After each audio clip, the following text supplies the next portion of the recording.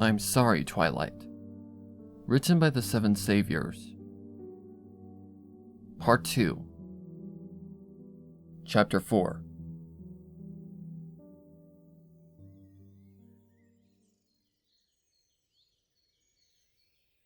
For the first time in what felt like ages, I feel refreshed and ready to take on whatever the world has to throw at me. It took a good 3 or 4 hours, but Aloe and Lotus had completely managed to work out the stress that had been building up for the last several days, and now as I exit the spa, I feel as though I can finally think clearly again. My eyes are bright and clear. My coat, mane, and tail all shine like the sun, exactly as Rarity had intended, and for the first time since this mess had begun, I feel like I'm ready to confront Spike. Given how much time has passed since I entered the spa, I decide to pay a visit to Rarity's boutique first. I figure she must have finished her talk with Spike by now, and some of my anxiety returns as I think about what they might have talked about or what might have happened during the conversation. It's nearly time for Luna to fully raise the moon by the time I leave the spa, and I still have that letter to write, so I try to hurry to the boutique. As I cross the small bridge that leads to Kerso Boutique, I freeze, and my breath catches in my throat. At the same time, my heartbeat quickens, and a cold shiver runs down my spine. I can feel it. That unseen gaze raking its way across my entire body. I turn this way and that, searching for any sign that some pony is watching me, but I know no pony is there. Most ponies in town have already headed home for the evening, and despite Town Hall being just a block away, this part of Ponyville doesn't get much traffic normally. I'm alone with my sudden panic, and my newfound confidence and positivity crumble into fear and uncertainty. Up until now, I'd only ever felt like this at night in my own home. To feel it now, all the way out here? I push down my hesitation, and the fear drives me forward towards the boutique. It doesn't take me long to reach the door of Rarity's abode, and I waste no time in knocking on the door. My panic causes me to knock a little too forcefully, but I pay that no mind as I call out Rarity's name. A few seconds of silence pass by, and I receive no response. I don't bother to knock again, as I finally remember that this is a public establishment during the day, unless Rarity chooses to close early. Pushing open the door, I quickly step inside and immediately begin searching for Rarity. The distant and familiar sound of Rarity's sewing machine reaches my ears, and I head in the direction of her workroom. Rarity? I worriedly call out, pushing the door to her workroom open. Inside, I see the mirror at her desk, looking exactly the way she had when I'd left the boutique earlier. Her back is turned to me as she continues to silently feed fabric into her machine. She doesn't respond when I call her, nor does she turn when I step inside the room. I open my mouth to call her name again, but stop when I see her flinch and raise a hoof to her head. She rubs one of her temples before returning to her work. All of this is done in complete silence, save for the whir of her sewing machine, and though she seems fine otherwise, my unease only grows. Rarity? I repeat, making my way over to where she sits. When she still doesn't respond, I gently place a hoof on her withers. Hey, Rarity, are you... She jerks back in her chair with a startled cry, catching me off guard and causing me to step back with a surprised cry of my own. She snaps her head around to face me, her expression one of wide-eyed shock and... fear? Twilight! She breathes, holding a hoof to her chest. Goodness, you scared the daylights out of me! She takes a few calming breaths and shuts off her sewing machine before turning back to me with a disapproving frown. I'm glad to see you, dear, but a little warning certainly wouldn't go amiss, I should think. Sorry, Rarity. I reply with a slight frown of my own. I didn't mean to startle you like that, but I did knock, and I called your name several times. Oh, She replies, blinking slowly. I'm sorry, darling. She winces and presses a hoof to her head again. I must have gotten lost in my work again. Tends to happen when I'm on a roll, as it were. She lowers her hoof and looks me up and down, and a pleased smile breaks out across her face. I must say, the Spa Twins do very good work. You look positively gorgeous, Twilight. A far cry from when you first stumbled into my boutique. Thanks, Rarity, but never mind me. I reply with a grimace of concern. Are you okay? You seem a bit out of it. I decide not to tell her about the presence I felt just yards away from her boutique. I want to see what she has to say about Spike first. And then there's her strange reaction, or lack thereof. I do seem to have developed quite the headache since I returned from the library. She answers, still massaging her temples. She glances at the sewing machine with a slight frown. Just working a bit harder than I should, I imagine.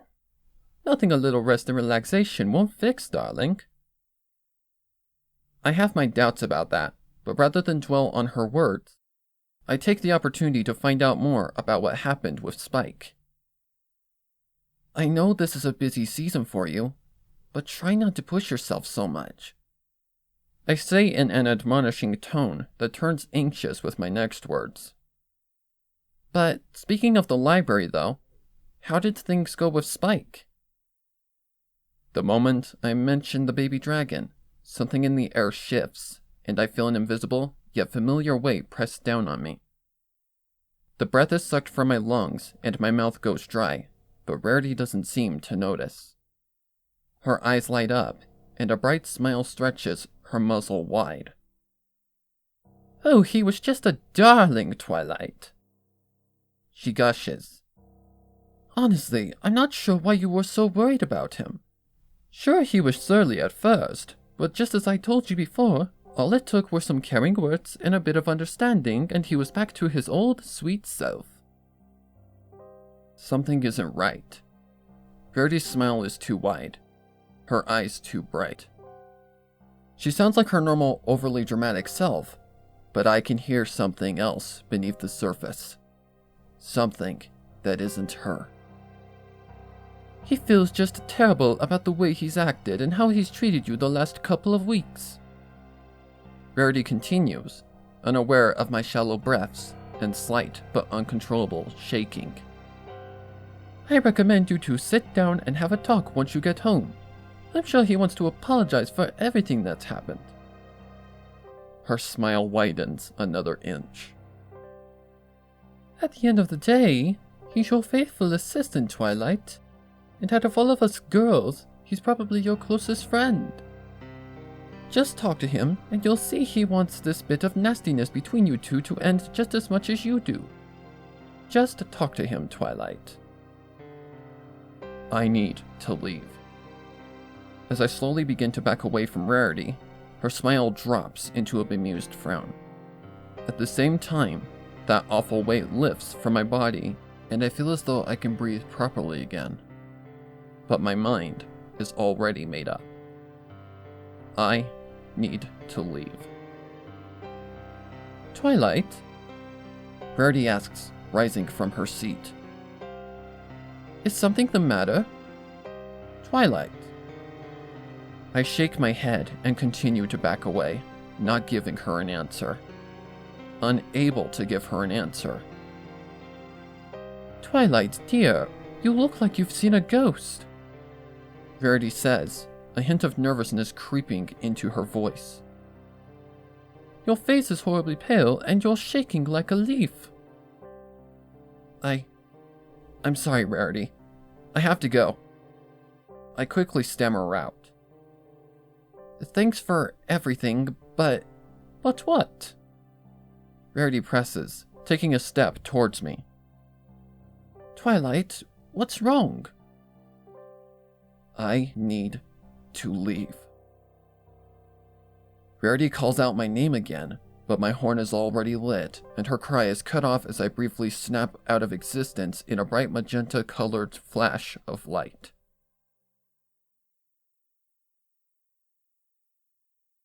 Chapter 5.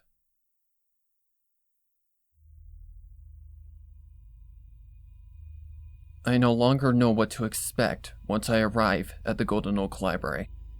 But after what I witnessed at Carousel Boutique, after what I felt, I realize I have to confront Spike sooner rather than later, no matter how much the idea unnerves me. I know he's still having that recurring dream, and I have no doubt he's been listening to that cat, but I don't know to what end. There's still a lot I don't know, and I also realize now that Rarity was right. I should have spoken to Spike much earlier, even if it didn't amount to anything significant. Now for some reason, I feel like it's too late, and that thought is only reinforced when I search the library and find no trace of my faithful assistant. I shout Spike's name, but receive only silence in response. The only thing I hear is the creak of the floorboards beneath my hooves, and as I make my way up the stairs to my bedroom, the soft fluttering of wings near the window. I look over to see Owlicious roosted on the windowsill, his beady black eyes locked onto mine. I look at him and remember that I'd planned to use him to send Luna my letter. But as I stand here alone and out of sorts, I realize the impracticality of the idea. At least, as far as things stand now. I have no idea when Spike will return, so I take the opportunity to write my letter then and there, and decide to simply teleport it to the castle. It's a difficult feat, but definitely doable. Though I've thoroughly explored Canterlot Castle many times, both as a mare and as a filly, I've never actually seen Luna's bedchambers, so my only choice is to make the letter appear where Princess Celestia can see it and give it to her sister. Thankfully, there's still a bit of time left before Celestia lowers the sun and Luna raises the moon, and with all haste, I pull a quill, some ink, and a piece of parchment from my desk. The letter I write is clear, concise, and to the point. In it, I simply state my worry that something malevolent may have burrowed its way into Spike's subconscious, and is possibly using his dreams as a medium to hatch some sort of scheme against me and my friends. I give as much detail as I feel it necessary, including the fact that Spike is currently missing, and prepare to send the finished letter when Owlicious alights on the desk in front of me. He tilts his head and looks at me expectantly, but I shake my head and gently push him away, letting him know that this is something I have to do. My horn blazes to life, and after a full minute of intense focus, the letter disappears in a flash. The spell leaves me momentarily breathless, but I quickly recover and sink into my chair with a deep sigh. With that task finally done, all I can do now is wait for Spike to return from wherever he's vanished off to. But a full hour passes by, and he doesn't return. I do receive a response from Princess Celestia in the form of another letter, and that does a little to calm my fraying nerves.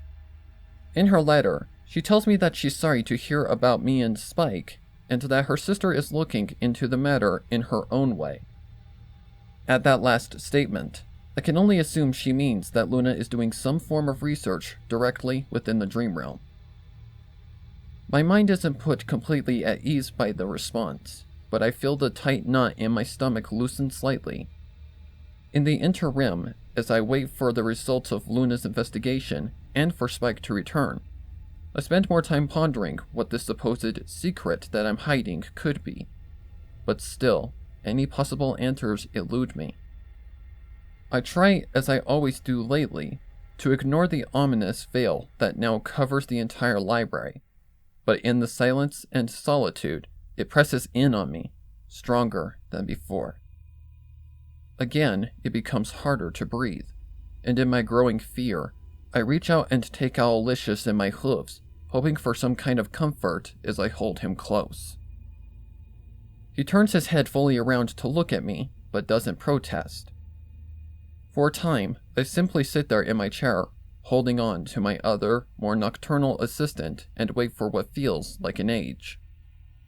Luna has long since raised the moon, and through the window, I can see its pale glow, bright and clear in the night sky. I watch it and wonder what Luna's found in her search, wondering why it's taking so long to respond. I wonder if she's okay, or if she's run into some kind of trouble. Time wears on, as my thoughts wander, and before I'm even aware of it, both my body and eyelids have grown heavy from the lack of sleep I've suffered over the last few days. For all the discomfort I feel in my own home, I can't stop myself from drifting further and further away from consciousness. Eventually, darkness overtakes my vision as my eyes shut completely, and for an instant, I'm gone. Something whispers my name in the dark. Its voice is gurgling and wet and carries the slow rattle of some pony on the brink of death.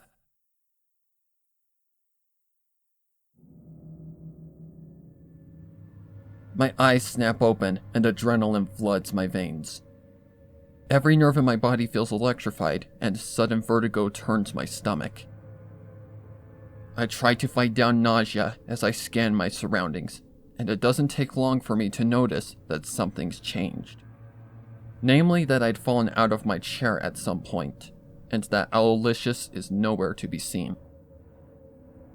The room also seems darker than it was before, but I'm not sure if that's actually the case, or if it's just my imagination. In any case, I quickly scramble back to my hooves and move back towards the desk, bumping into the small wooden chair I'd knocked over in the process. The contact makes me jump, and a distant knock from somewhere else makes me shriek. Already so tightly strung that I feel like I'm about to snap, a loud, sharp pop that comes from right behind me pushes me over the edge. Not even bothering to uncover the source of whatever just occurred behind me, I throw open the door to my bedroom and flee down the stairs, right towards the origin of that insistent knocking. I stop myself short as I reach the main room where the front door is, breathing hard and shivering violently.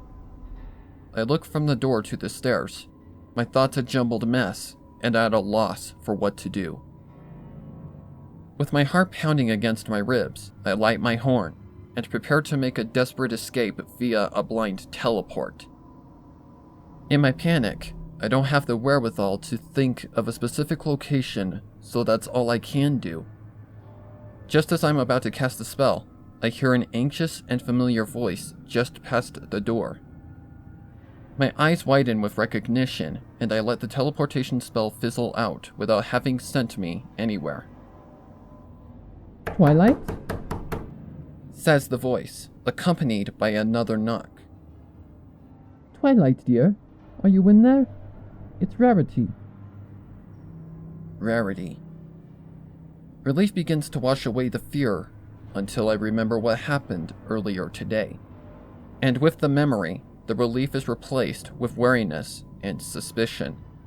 At least until I hear Rarity's next words. Twilight, if you can hear me, I've brought the other girls with me. She says, I hope you don't mind, but after your departure earlier, I decided it might be best to let the others know the situation at Hoof. We're all very worried about you and Spike. Can you please let us in? Once again, relief begins to creep in, only to be shoved back down by even more suspicion.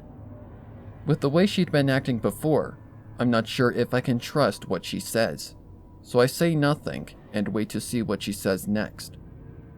My brows raise in surprise at the sound of another voice, this one holding an unmistakable rasp.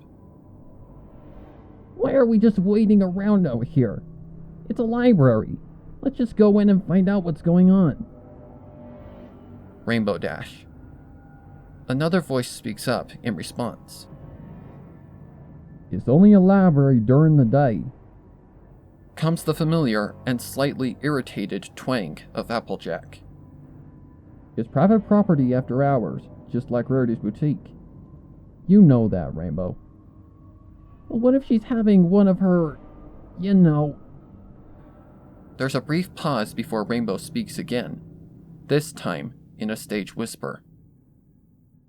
Episodes? I frown at that, and slightly move closer to the door until I'm standing just inches away. I think I might have heard some kind of commotion from inside just a bit ago, says Fluttershy in a voice so quiet I almost can't hear her. It sounded like it came from upstairs, but I'm not really sure. I listen intently as the girls continue to deliberate on what to do, and the distinct lack of Pinky's bombastic voice doesn't escape my notice. After a few moments, it's decided by majority vote to enter the library regardless of whether or not I answer. In response, I choose to open the door, but only just enough for them to see my face. For some reason, the idea of them all in the library just makes me more uncomfortable than being alone. Just as Rarity said, they're all there standing outside my door, except for Pinky, who I don't see at all. I search each of their surprised faces, and a spark of warmth and gratitude flickers in my chest, but my relentless caution and anxiety snuffs that out almost immediately. Twilight! Rarity is the first to exclaim. We were just about to let ourselves in. Fluttershy thinks you may have gotten yourself into some kind of trouble. She trails off and studies my features for a second before her expression shifts to a mix of concern and disappointment. Darling, you look just as shaken as the last time I saw you. And your mane! All that work! Forget that! Rainbow cuts in, pushing Rarity aside and getting in my face. What's all this about you and Spike getting into a fight? What happened? I'm fine. I lie, my words coming out far more curt than I intended. Spike and I didn't really get into a fight. I think back to the first conversation and wonder just how things had gotten this bad. To be honest, I'm not really sure what happened. When I look at the others, I can see a mix of different emotions. I see pity in the eyes of Fluttershy and Rarity. Applejack gives me a sympathetic frown, probably thinking back to her own family, and Rainbow Dash just looks confused. I realize in the brief silence that follows my words that they want to get themselves involved, that they want to help, that they want to come inside. I don't want them inside this library. But everything will be okay once I talk with Spike, I'm sure. I continue before any of the others have a chance to speak. I pause, thinking on my hooves. Then, the only problem is that he disappeared again. I don't know where he is. I mostly say this to Rarity, but they all react exactly as I expect them to. Surprise, worry, and bewilderment passes between them all, and they talk over one another in an effort to console and question me. Applejack looks less convinced than the others, and her slightly narrowed eyes tell me she knows there's something off about my words, but I try to ignore it. It's Rainbow's comment that stands out the most, as it's the one I'm waiting for. What the hey are you doing hiding yourself in the library? She asks accusingly. Shouldn't you be out there somewhere looking for him? I'd like to. I reply without missing a beat.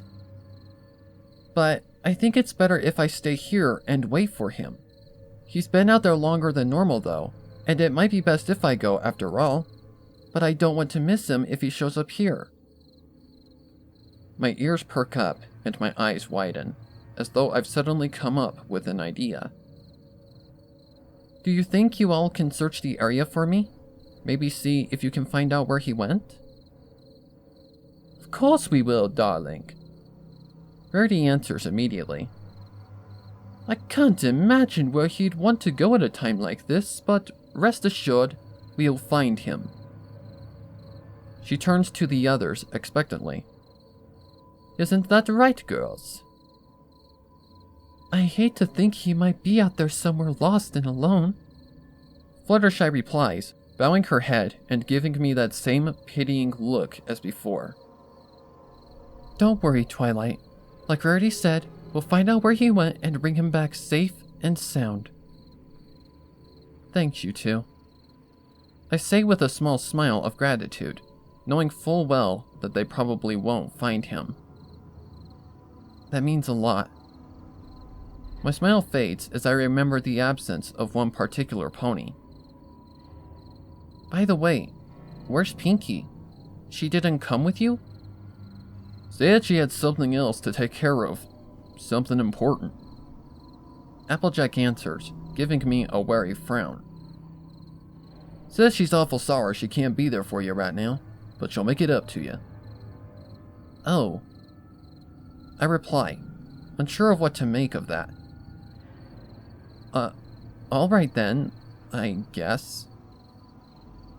I look between Applejack and Rainbow Dash, both of whom are staring back at me with looks I don't like. What about you two? I don't know, Twi. Rainbow Dash says slowly. I guess I can understand waiting for him here, but I don't like it. That said, you don't look too hot yourself. She falls silent for a moment. Her frown turns thoughtful, then resolute. Alright, fine. If you want to stay here and wait for him, that's all well and good. But there's no way I'm gonna let you wait alone. Not when you look like something the cat dragged in. I wince at her choice of words and grimace at her implied suggestion. Rainbow, that's okay. I protest. I'll be fine on my own. Oh no you don't. Rainbow Dash replies, shaking her head. I know how you get, Twilight. Some pony needs to be there in case you get all... Why don't you head out with Rarity and Fluttershy, Rainbow? Applejack interjects, not taking her eyes off me. You're the fastest out of all of us, and I'm willing to bet you can spot Spike a lot quicker from above. She steps forward, and I find myself shrinking back a step inside the library in response. You'll be a darn sight more helpful than me out there. I'll stay and make sure Twilight doesn't do anything crazy.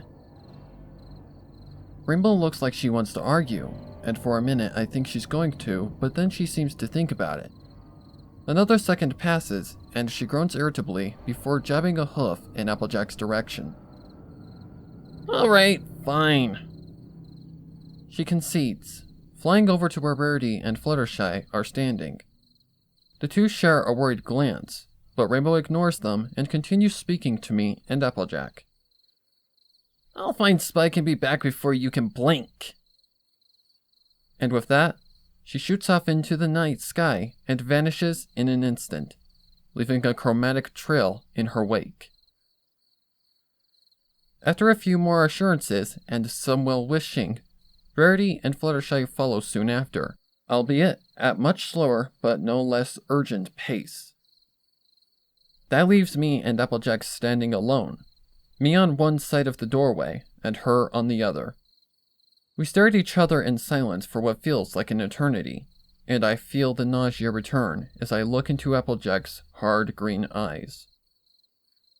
Well, that's that, I reckon. Applejack finally says. Now, how about we hit inside and talk about what's really going on?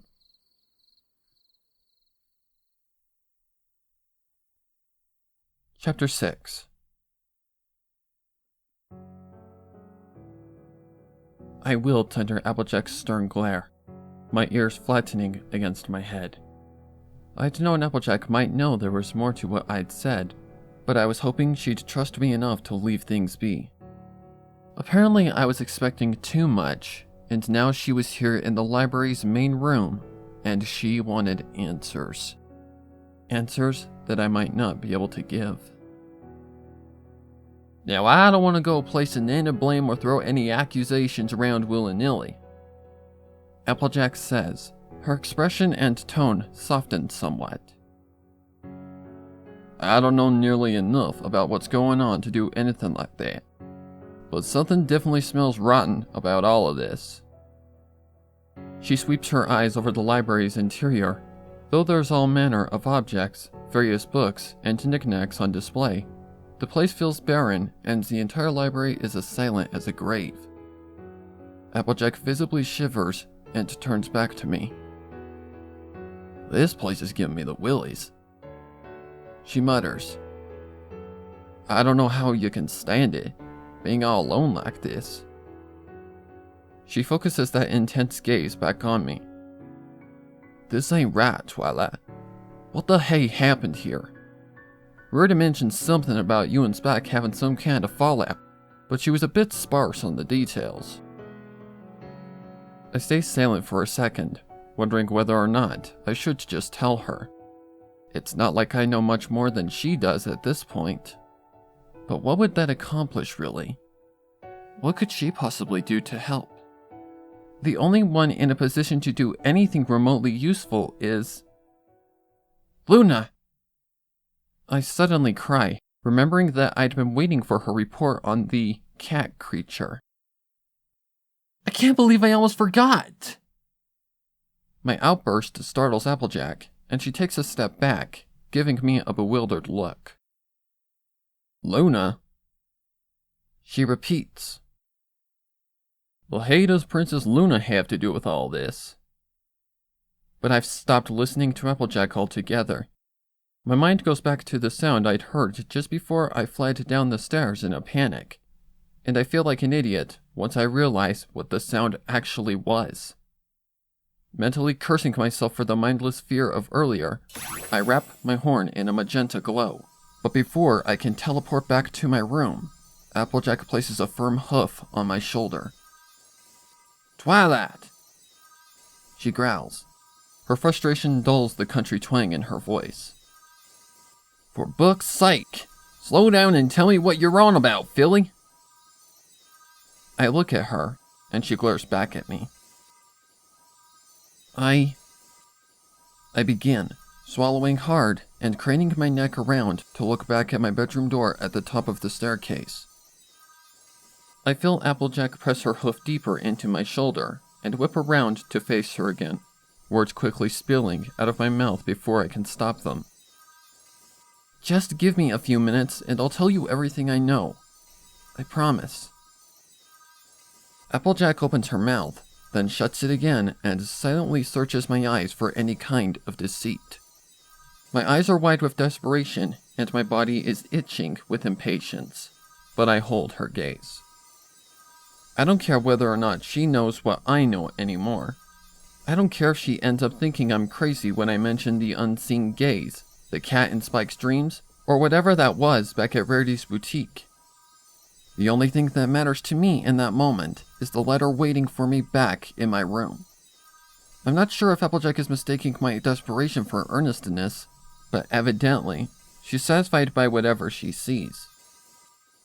She nods once, pulls her hoof from my shoulder, and steps back. Alright, go on then.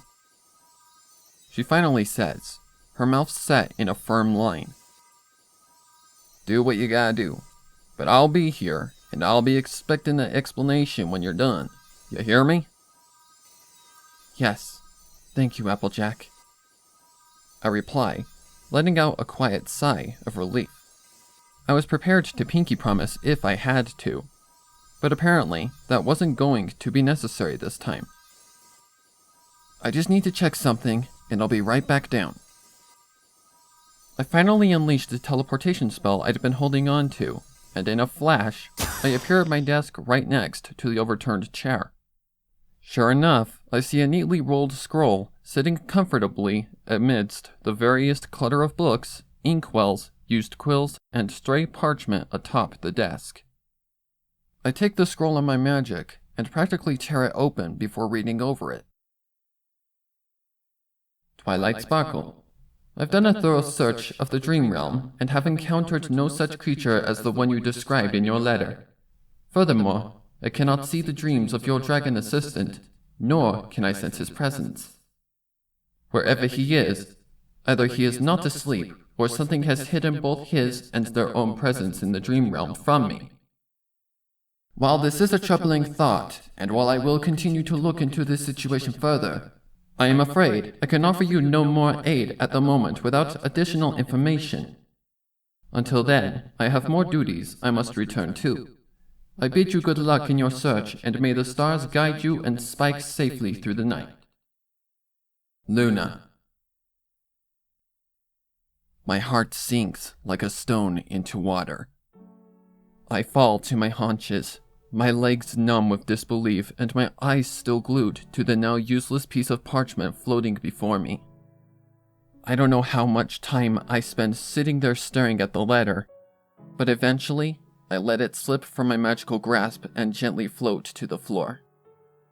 Unbidden or perhaps out of habit, my mind runs through all the other options and solutions available to me, but the more I think, the harder it becomes to keep those thoughts in order. I grab onto one idea, only to have it scatter like leaves in the wind an instant later. It's the same with the next idea, then the next, and the next, and the next one after that. I can't keep my focus. My head starts to pound painfully. My body begins to tremble. I feel sick and it takes everything I have to keep the bile down. I try to control my breathing, but my breath comes out in short, sporadic gasps. I feel lightheaded and scared, and I can feel that terrible gaze pressing in on all sides, weighing me down and making me fight for every bit of my sanity. I want to scream. I need to scream, but I can't get enough air in my lungs to pull it off. I want to run. I want to leave this place and never come back, but I can't focus enough to teleport and my legs refuse to budge. It's like a dam burst somewhere inside me and I can feel myself being washed away. It's like I've lost all control. Like all the fear, panic, anxiety, and stress I'd been building up for almost 2 weeks has suddenly been unleashed all at once. I'm spiraling. I can't think. I can't breathe. I can't take it anymore. It needs to stop. It needs to stop. It has to. Because if it doesn't, then I might. I seize up at the sudden sensation of a small but warm embrace. Everything stops. The panic, the fear, the anxiety, the madness. All of it coalesces into one singular emotion as I slowly drag my teary, wide-eyed gaze to the small purple dragon hugging my lower half for all he's worth. Utter shock. Spike? I croak in a hoarse whisper, barely able to believe what I'm seeing. You're back. He looks at me with those large predatory green eyes and smiles a bright and reassuring smile. My heart melts at the sight, and suddenly I feel like my whole world has realigned. Everything falls back into its proper place as I scoop the dragon up into my hooves and squeeze him tight. You're back, I whisper again. Tears stream down my face and my voice is quiet, but thick with emotion. If any pony were to see me right now, it probably would have looked like I hadn't seen him in years. And to me, that's exactly what it feels like as I look into his eyes. You came back, and there's so much I want to tell you. I put Spike down, and he brushes himself off before placing a gentle claw on my leg. He continues to look at me with his warm and comforting smile as he speaks. It's all right, Twilight. I know things have been kind of weird between us lately, but I'm here for you, Twi. I'll always be here for you.